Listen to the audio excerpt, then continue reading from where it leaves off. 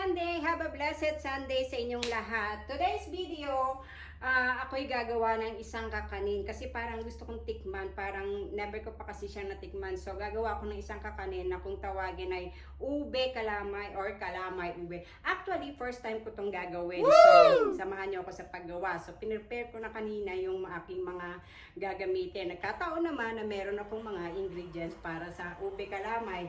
So match yun sa kape kasi minsan ako talaga mahilig ako sa kakanin, guys, yung mga kakanin Pilipino. Lahat ng klase ng kakanin mahilig ako. Kaya lahat ng kakanin Pilipino pinag-aaralan kong gawin. Sabi nga nila, pag gusto mong kumain, kailangan matuto kang magluto, matuto kang gumawa. So without further ado, tara, samahan niyo ako. Okay guys, ngayon narito ako sa aming kitchen.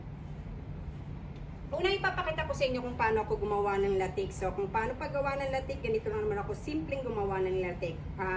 Yung latik na gagawin nyo, isi-set aside niyo pagkaluto, yung latik at saka yung oil na nanggaling sa latik. So watch this video for latik cooking. Alright, okay. Eto nga, yun ako, magbubukas ako ng 2 can ng coconut cream kasi dito wala namang nabibili ng nyog na kakayurin at pipigain mo. So, gagamit ako ng 2 lata ng coconut cream. Gamit ko yung electric can openers. So, yung hawak kong yan yung gagamitin ko para sa latik. So, yan yung aking isang lata lang kasi konti lang naman yung latik na gagamitin ko at ako lang naman ang kakain. And then, I'll be using the non-stick pan para hindi siya dumikit.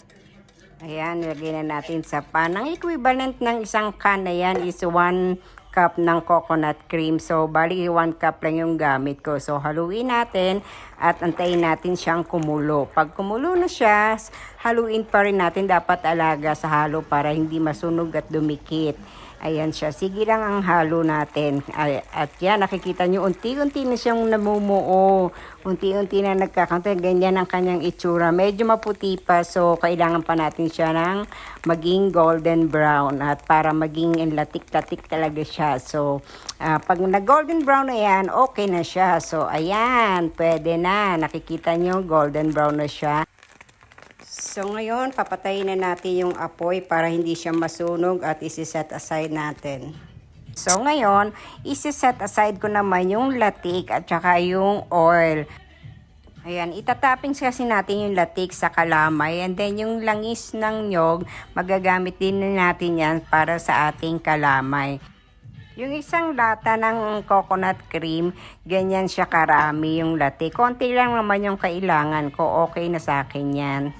So now, I will show you the ingredients for kalamay ube. Ayan siya.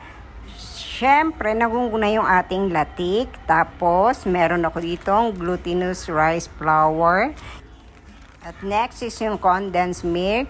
Tapos yung ating ube flavoring, yung ube yam na nasa jar. At gagamit ako dyan ng brown sugar, tapos coconut cream. At gagamit ako ng measuring cup kasi 2 cups lang naman ang kailangan ko sa glutinous rice flour. Tapos ito yung aking baking pan na gagamitin. At ito yung coconut oil kanina from latik. So, ayan yung ating latik kung nakikita nyo. So, kung gusto nyo gumamit ng traditional way, pwede kayong gumamit talaga doon ng dahon ng saging. Since na wala ako ng dahon ng saging, yan yung gagamitin ko, wax paper. So, ayan, naka-ready na yung aking baking tray. Talagyan natin siya ng langis na galing sa latik. Gamit ko yung brush. Konti lang ilalagay natin.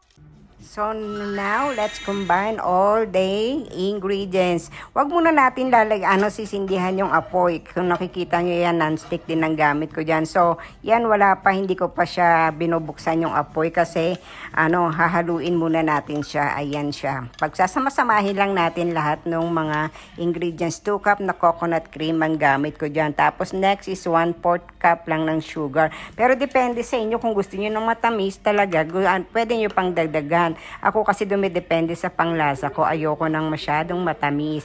Tapos, ayan, ihaluin lang natin hanggang sa matunaw ng gusto yung ating sukal. At next na, ilalagay natin yung ating kalamay ube. 1 cup pa ang gamit ko dyan na kalamay ube. Yan yung nasa jar kanina na kalamay ube. Pwede rin naman kayong gumamit ng fresh.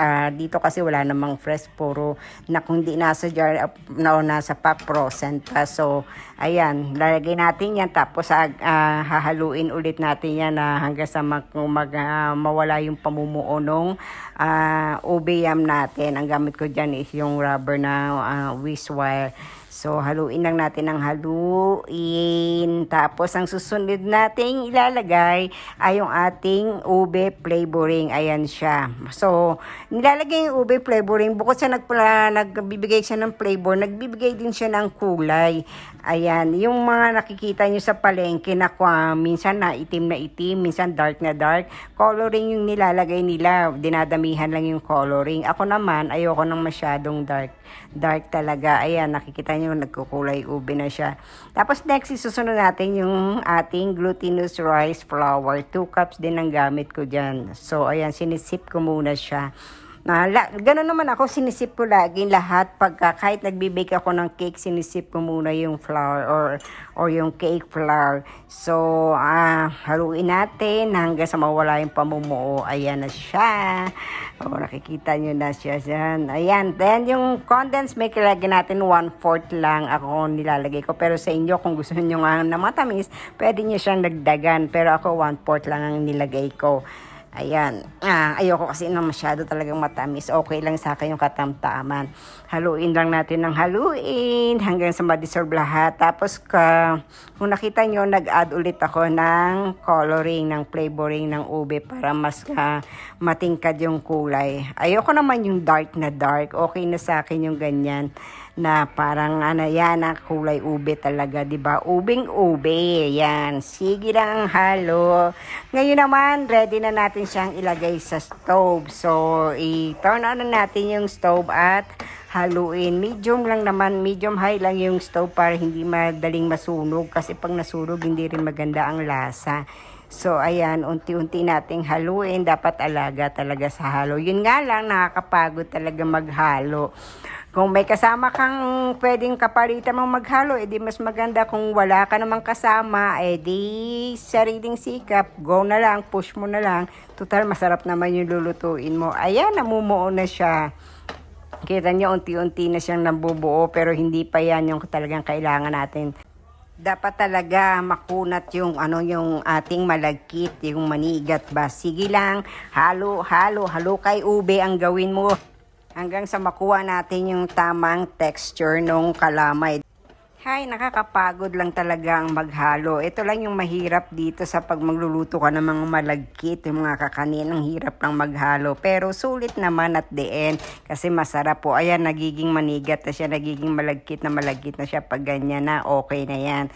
So, okay na yan, pwede na yan. So, habang iniinin ko muna siya ng konti para ready to ilagay na sa ating baking tray.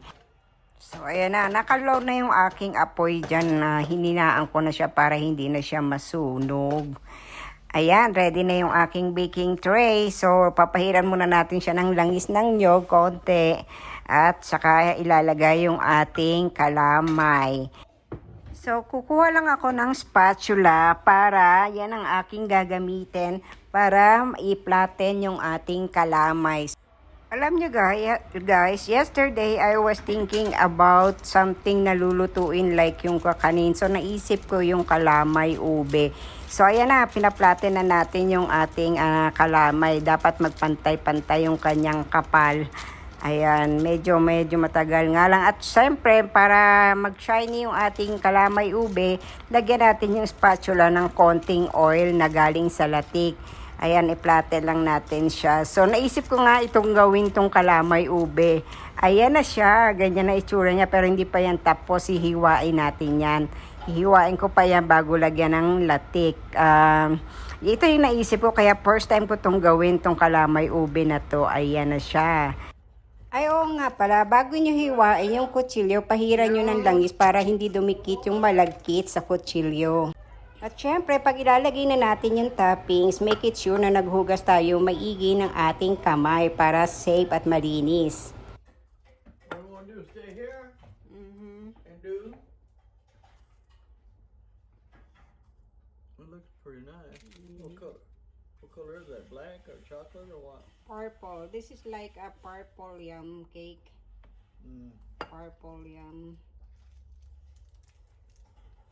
Is it okay for me to ride around? Mm-hmm. Drive around? You want to go to Walmart and get bacon? We can do that sometime. Yeah, later, because I'm gonna finish this one. Okay, I'll be back. I have to clean my mess too. Okay, later, love. Alright guys, here's my kalamay ube. Ayan, tingnan nyo naman sa itsura pa lang, masarap na.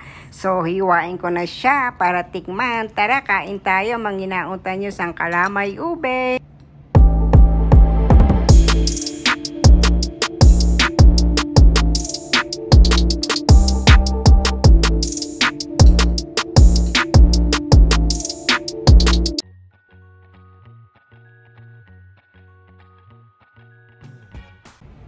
Yan, tinitikman ko na yung aking latik. At least pag gusto kong kumain ng kakanin, minsan sa umaga magkakape, ito na lang siya. Ganyan siya gayo.